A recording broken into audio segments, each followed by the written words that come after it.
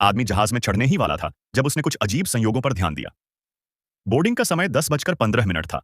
उड़ान संख्या 10:15 थी और आज की तारीख भी 15 अक्टूबर थी।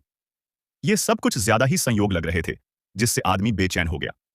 उसने देखा कि कप्तान यात्रियों का अभिवादन कर रहा था, तो उसने पूछा कि क्या आज की उड़ान सामान्य है।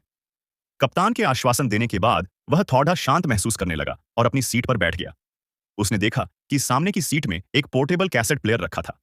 वह खुद को रोक नहीं पाया और हेडफोन लगाकर सुनने लगा। उसकी दहशत तब बढ़ गई जब कैसेट में वही बातें चल रही थीं जो उसके आसपास हो रही थीं। उसमें बताया गया कि फ्लाइट अटेंडेंट सीट बेल्ट बांधने का तरीका दिखा रही है। फिर कहा गया कि बाहर तेज बारिश हो रही है।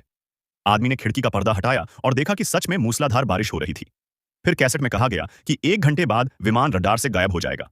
शुरू में आदमी ने इसे गंभीरता से नहीं लिया, लेकिन जैसे ही विमान अचानक हिला, वह घबरा गया। यह सिर्फ टेक ऑफ के समय की टर्बुलेंस थी, लेकिन वह सुनता रहा।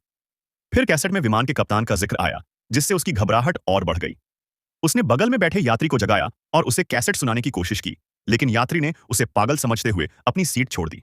आदमी सुनना बंद नहीं कर सका। कैसेट में बताया गया कि 10:21 पर विमान किसी पक्षी से टकराएगा। अब सब कुछ बहुत अजीब लगने लगा। घबराकर वह बाथरूम की ओर भागा और खुद को शांत करने की कोशिश करने लगा। जब वह अपनी सीट पर लौटा, तो उसने फ्लाइट क्रू को बुलाया और पूछा कि क्या विमान किसी पक्षी से टकराया है।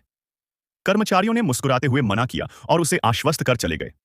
लेकिन आदमी की बेचैनी और बढ़ गई। तभी पीछे बैठा एक यात्री आगे झुका और आत्मविश्वास से कहा कि विमान सच में एक पक्षी से टकराया था।